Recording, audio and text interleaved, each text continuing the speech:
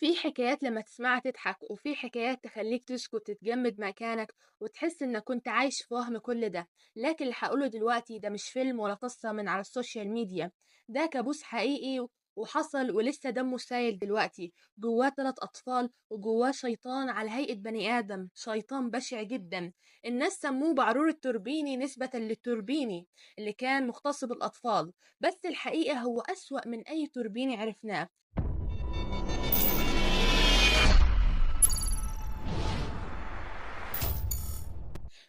السلام عليكم ورحمة الله وبركاته.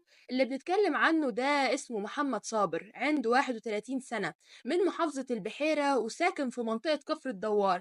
كان عنده كده كشك صغير بيبيع فيه حلويات للأطفال، وعلى جنب كده كان فاتح أوضة فيها ترابيزة بلياردو بيقعد فيها شباب المنطقة.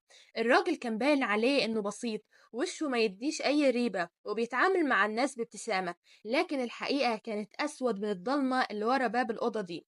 في بداية مارس 2025 طفل أولاني بدأ يتصرف بغرابة، بقى منطوي وبيخاف يدخل الأوضة لوحده، بينط من نومه مرعوب، وعينه فيها حاجات مش طبيعية. لما أهله ضغطوا عليه وشافوا إن حالته بتسوء انفجر وقال بعرور خدني وقال له إنه شاكك في إن أنا سرقت الموبايل بتاعه، وخلاني أروح معاه علشان أشوف الكاميرات.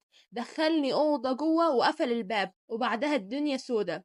الولد حكى إن هو شرب حاجة طعمها غريب، وبعد كده حس إن هو فقد السيطرة على جسمه، وفجأة لقى نفسه في موقف مش قادر ينساه. قال إن بعرور صوره وهدده، ولو فتحت بقك هتبقى فضيحة، وهبعت الفيديو لأهلك وصحابك وقرايبك ومدرستك.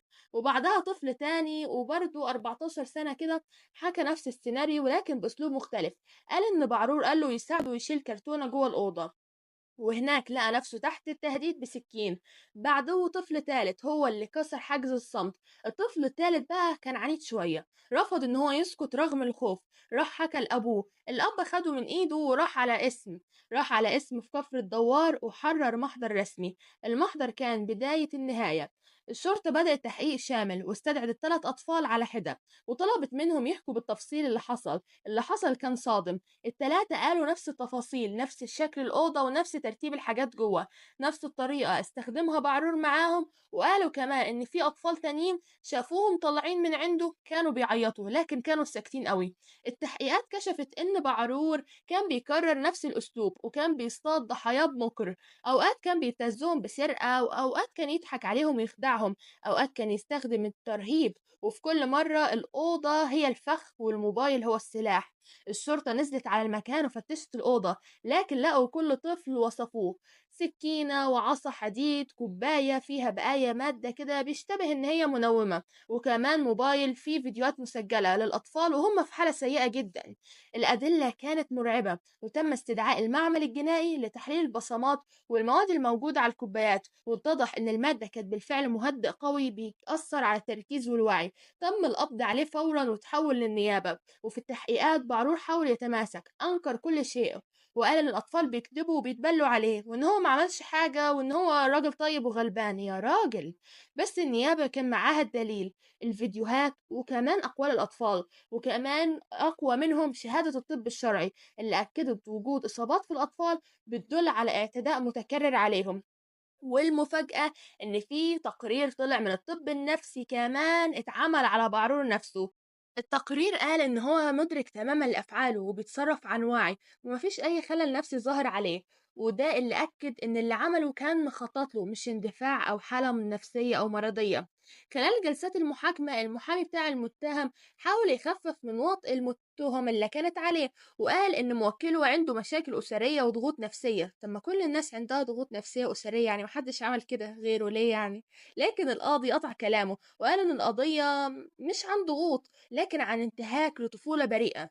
المحكمة استدعت شهود من الجيران، وبعضهم قالوا إنهم سمعوا بكاء الأطفال لكن كانوا فاكرين إنهم بيلعبوا، وده جزء من الإهمال المجتمعي اللي بيهمله الأم والأب اللي سمح للشيطان يتحرك بالراحة.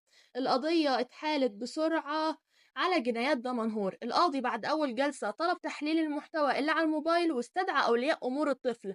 كل شهادة كانت أقسى من التانية، ناس منهارة وأطفال بيعيطوا بحرقة وبيبكوا وتفاصيل بتوجع القلب. واحدة من الأمهات صرخت في المحكمة وقالت: ده قتل ابني من جوه حتى لو كان عايش فهو ميت.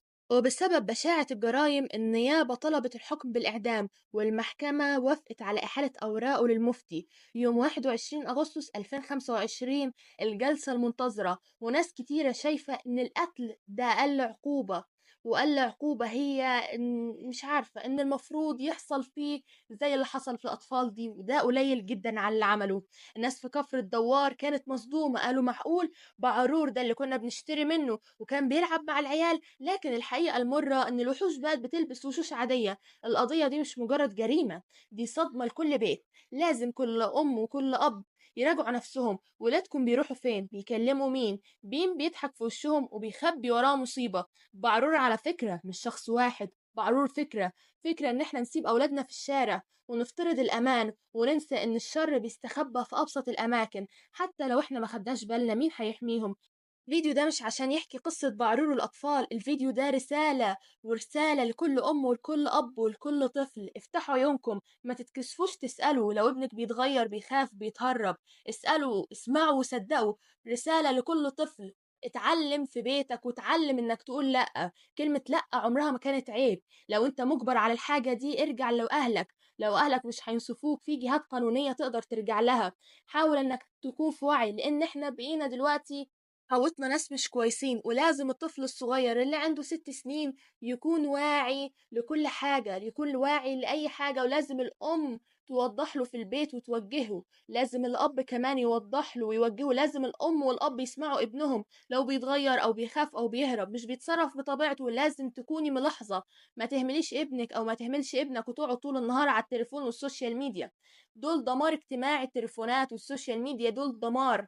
عمرهم في حياتهم ما هينفعوا. اللي بينفع وبيشيل الواحد في كبر سنه هو الطفل، لأن كل طفل انت بتنقذ صوته بيعيش عمره يحمد ربنا على اللحظة اللي انت أخدت فيها خطوة. لو كنت بتسمع الحكاية دي دلوقتي ما تسكتش، انشرها، خلي الناس تعرف، خلي المجتمع يصحى. لأن لو سكتنا هيطلع مليون زي بعرور ده، لكن لو اتكلمنا حتى ممكن ننقذ طفل واحد بس، وممكن ان احنا ناخد أجره ان احنا أنقذناه. أتمنى إن القصة بتاعت بعرور دي تكون أثرت فيكم، وأتمنى إن الفيديو يكون عجبكم وإن الرسالة تكون وصلت. أتمنى إن الفيديو يكون عجبكم، وما تنسوش اللايك والسبسكرايب. شير الفيديو ده مع أصحابكم علشان رسالتنا توصل، وما تنسوش تشوفوا فيديوهاتنا اللي فاتت. والسلام عليكم ورحمة الله وبركاته.